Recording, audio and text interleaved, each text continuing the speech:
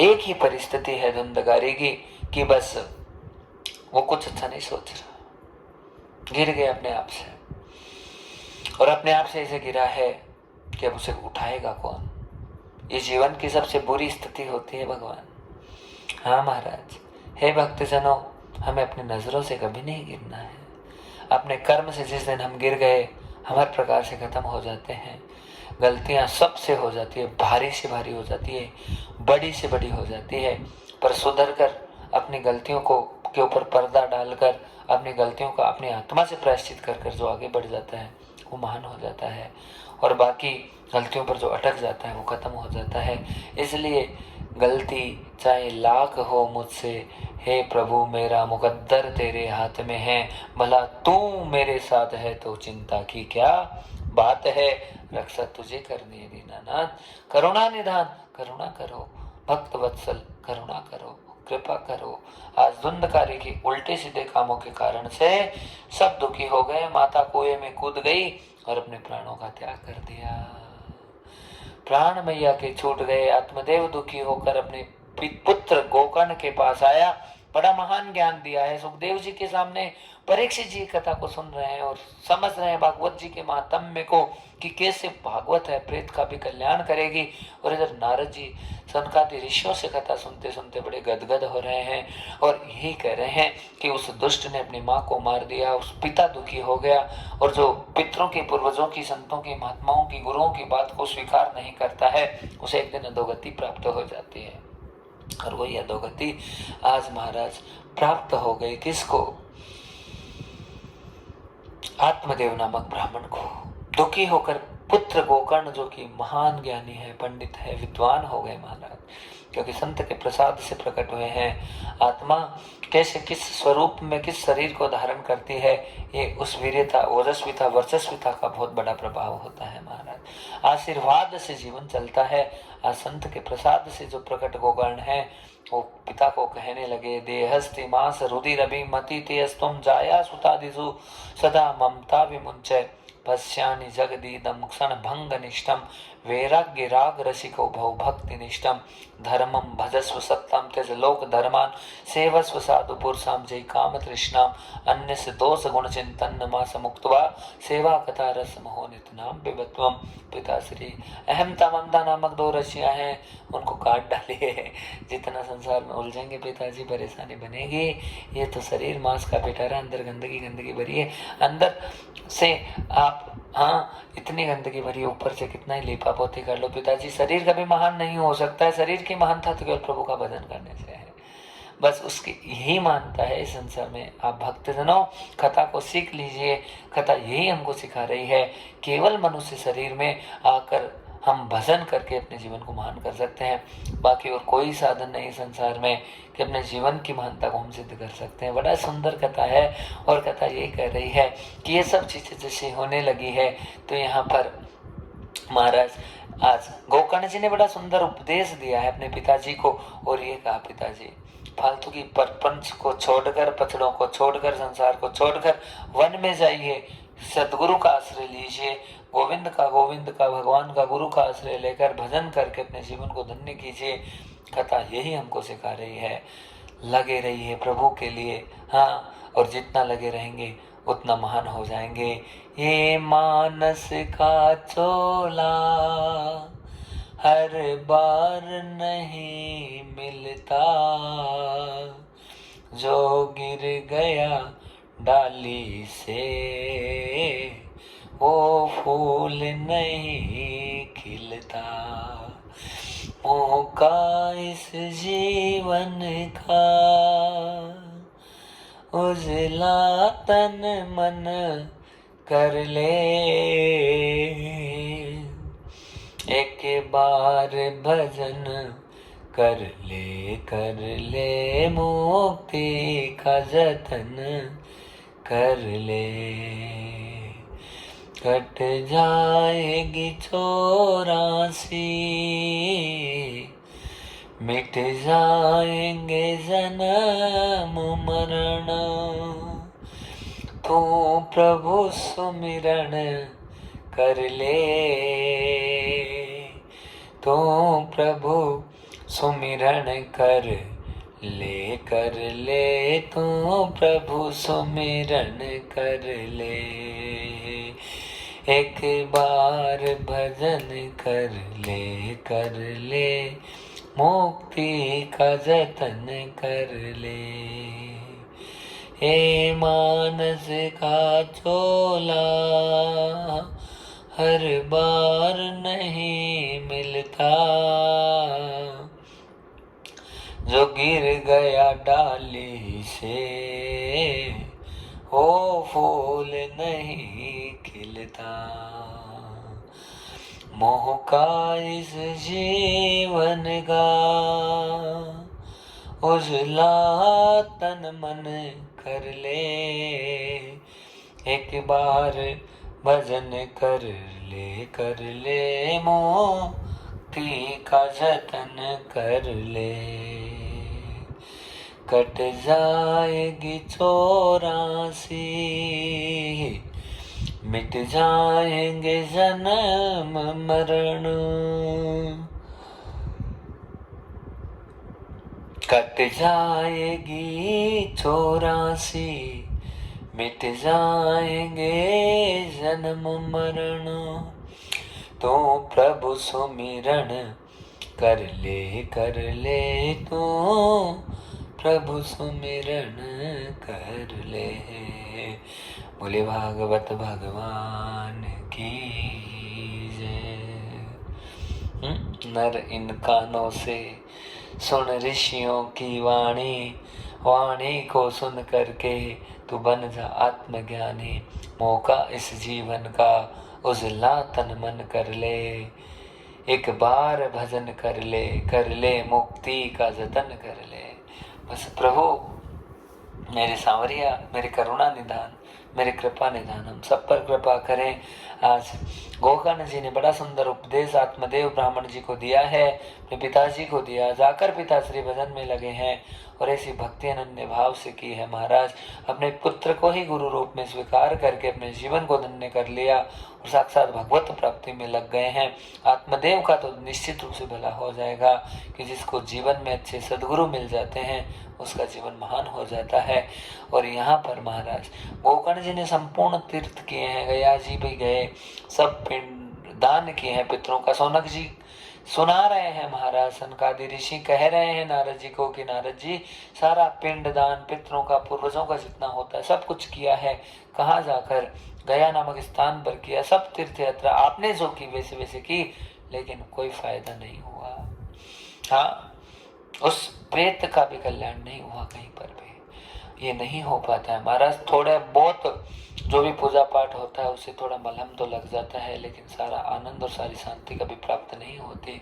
सारी शांति का माध्यम लगातार हरिश्चित समाश्रयेत है, नित्य में सामुखे वचयत है, काल समाधिष्ट जरायुष्मान बाधते हरि शरणम एवं है। हाँ, लगातार भजन कीजिए, करते जाइए, करते जाइए। कभी मत देखो छोटा बड़ा क्या है। भक्ति में जितने सराबोर रहेंगे, जितने गुणगण गाएंगे प्रभु के, उससे शांति, उससे आनंद, उससे मंगल होगा। बाकी और किसी चीज से मंगल और शांति नहीं आ सकती है। बड़े अनन्य भावों की कथा मेरे श्री ठाकुर जी महाराज की। और ये कथा क्या कह रही है? कथा ये कह रही है कि यहाँ गोकर्ण जी महाराज ने समस्त तीर्थों को करके आकर वापस अपने घर में स्थान ग्रहण करके भजन करने लगे हैं। तभी कुछ घटनाएं घटित होने लगी है। वो जो धुंधकारी था, जब भयंकर प्रेत बन गया, प्रेत योनि में चला गया। और हमारे भी पूर्वज पता नहीं कहाँ कहाँ जाकर भटकने लग जाते हैं। कब? कि जब हम गलत हो जाते हैं, हम गलत मार्ग को अपना लेते हैं, हम कुछ गलत करने लग जाते हैं, अपने पितृ पूर्वज नाराज हो जाते हैं, रुष्ट हो जाते हैं और वो कुपित होकर हमें परेशान करने लग जाते हैं। इसलिए कभी भी अपना आचरण खराब मत होने दीजिए, जीवन की महानता को सिद्ध कीजिए। और आज महानता कैसे सिद्ध होगी महाराज? कि जितने पितृ और पूर्वज थे आज दुखी हैं। क्यों? क्योंकि एक आदमी जब प्रेत योनि में चला जाता है तो पूरा परिवार तहस नहस हो जाता है। और वो ही हालत और स्थिति यहाँ पर हो गई किसकी? जो धुंधकारी था। अहं भ्राता त्वदीयो अस्मि धुंधकारी नामते स्वकीयेनेव दोषेण ब्रह्मत्वं नासितं मया।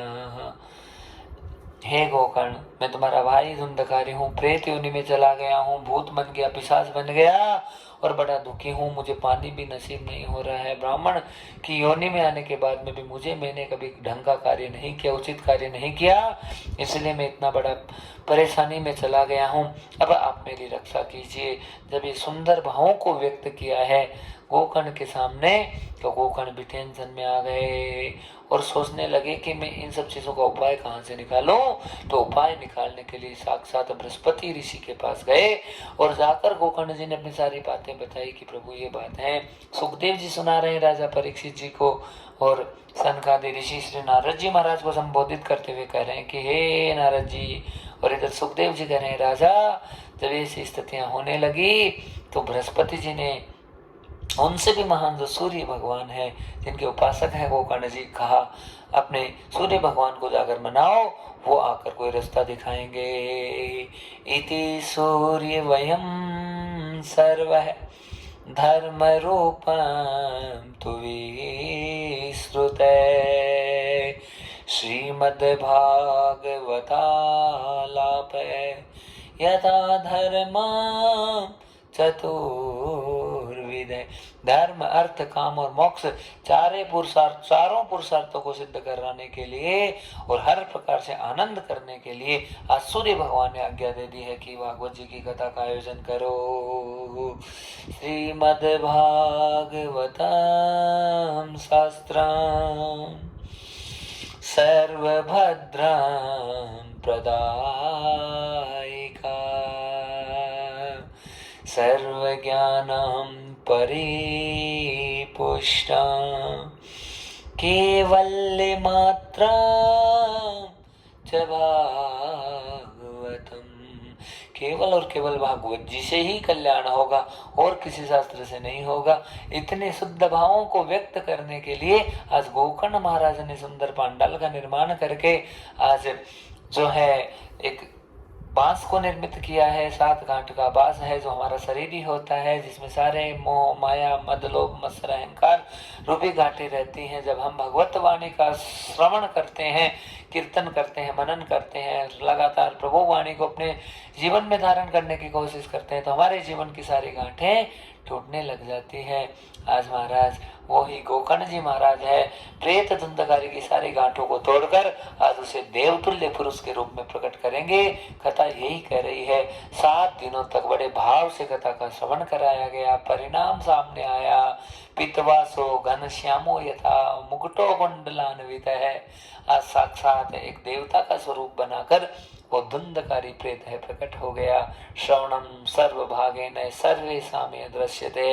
हाँ, और महाराज कथा भागवती पुण्य प्रभुवंतु हरि प्रिया।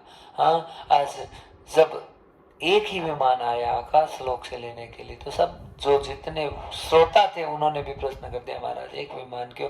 हमने भी कथा सुनी तो कहा श्रवणम तो सबने हुआ, लेकिन मनन कैसा? हाँ, मननम कृतेन भागेन है, कैसा किस प्रकार का मनन किसका हुआ है? धुंधकारी ने तो स्थान ही नहीं छोड़ा, बैठे रहे भगवत्ता में। इसका चिंतन कैसा चिंतन किया कि प्रेत की योनि से मुक्त होकर साक्षात भगवत धाम पर जाने को तैयार हो गए। बैकुंठ लोक के सारे दरवाजे आज श्री धुंधकारी के लिए खुले हैं। महाराज, ये इससे बढ़कर क्या कृपा होगी? भागवत जी के वचनों से सुखदेव जी कहने लगे परीक्षित को, परीक्षित आज साक्षात धुंधकारी प्रेत को इस कथा से ही मुक्ति हो गई। कथा के आनंद से, कथा के परमानंद से, जो भगवान श्री कृष्ण की लीलाओं कथाओं को निरंतर नित्य भाव से गाता रहता है, सुनता रहता है, बजता रहता है, उसके जीवन के बड़े से बड़े दुख और संताप मिटते जाते हैं, तो जीवन में आनंद होता रहता है। 3 बार कथाएं की है श्रावण के महीने में, अधिक मास में पुनः कथा करके अपने खुद के जीवन का कल्याण श्री गोकर्ण महाराज ने कर लिया, समस्त जितने भक्त जन थे उनका भी कल्याण कर लिया है। इसी प्रकार से सुंदर महात्म्य को यहाँ पर विराम देते हुए श्री सुखदेव मुनि महाराज कहने लगे, राजन शुद्ध भाव से कथा सुने, अनन्य अनन्य भाव बनाते रहें और वक्ता भी ऐसा ही हो, वेद शास्त्र को का विशेषज्ञ हो, वेद तत्व को, भागवत तत्व को जानने वाला हो, और दृष्टांत कुशलो धीरो वक्ता कार्य और तीन प्रवृत्त चाहे कि हर प्रकार से अपने कार्य में प्रवृत्त हो, कुशल हो और आनंद मंगल करने वाला वक्ता जब मिले और उस वक्ता के द्वारा कथा सुनकर हमारे जीवन को हम धन्य कर सकते हैं। भागवत का मर्मज्ञ वक्ता हमें मिलकर हमें भागवत जी की कथा का श्रवण करा दे, जीवन महान हो जाता है। इन्हीं शुभ भावनाओं के साथ में ही कहा राजन लगातार निरंतर भाव से भोजन की इच्छा हो तो 2 टाइम भोजन करें, ना हो तो 1 टाइम भोजन करें, अन्यथा ना हो तो केवल रस पीकर, जूस पीकर, पानी पीकर भी हम कथा का श्रवण कर सकते हैं। जैसी जैसी हमारी भावनाएं बने उस भाव से यदि हम खाने पीने में, यदि हमें लगता है कि भूखे रह रहे हैं, असमर्थ हैं कि हम भूखे नहीं रह सकते, तो उस स्थिति में खा पी कर भी पर भाव से जब हम कथा का श्रवण कर लेते हैं तो हमारा कथा भी हमारी धन्य हो जाती है, हमारा जीवन भी धन्य हो जाता है। इन्हीं शुभकामनाओं के साथ में आज से सुखदेव मुनि महाराज ने प्रथम दिवस को विश्राम देते हुए बड़े आनंद के साथ में कहा राजन इस प्रकार से भगवान का महात्म्य हुआ। और सभी श्रोत्र वृंद है जो अनुष्ठान से जुड़ रहे हैं उनके लिए भी संदेश है कि शुद्ध भाव से इस कथा का श्रवण करें। लगातार 7 दिनों तक थोड़े थोड़े भागों में वीडियो को बनाया है, अलग अलग पार्ट लिख देंगे, उस पार्ट के हिसाब से आप पूरी कथा का श्रवण करके जीवन को धन्य करें। पहले दिन की कथा को यहीं पर विश्राम कर रहे हैं और कल बड़े आनंद से हम आगे द्वितीय दिवस की कथा में प्रवेश करेंगे। तब तक के लिए जय जय श्री राम, जय श्री कृष्णा, हरिओम। आयुर्वेदिक आरती के द्वारा भागवत जी को यहीं पर विश्राम दिया जा रहा है। कर्पूर घोरम करुणावतारम संसार सारम भुजगेन्द्रहारम सदा वसन्तं हृदयारविन्दे भवं भवानी सहितं नमामि। ओम अग्निर्देवता, वास्तुदेवता, सूर्योदेवता, चंद्रमा देवता, वसुओ देवता, रुद्रा देवता, नित्या देवता, मरुतय देवता, विश्वे देवा देवता, बृहस्पतिन्द्र देवतेन्द्रो देवता, वरुण देवता हम मैं। ओम देवो शांति, अंतरिक्ष शांति, पृथ्वी शांति, रापय शांति, रोगदय है शांति, वनस्पति है शांति, विश्वे देवा शांति, ब्रह्म शांति, सर्वम शांति, शांतिरेव शांति, सामा शांतिरेधि, शांति शांति शांति सुख शांतिर्भवतुम है, सर्वारिष्ट शांतिर्भवतुम है। नाना सुगंधिम पुष्पाणि यथा कालस्य भवानी से पुष्पांजलिं मया दत्तो गृहाणं परमेश्वर है। बोले सदगुरु भगवान की जय, भागवत भगवान की जय, शंकर भगवान की जय, भक्त वत्सल गोविंद भगवान की जय, सत्य सनातन धर्म की जय, के परमानंद की जय। जय जय श्री राधे, जय जय श्री राधे, जय जय श्री राधे।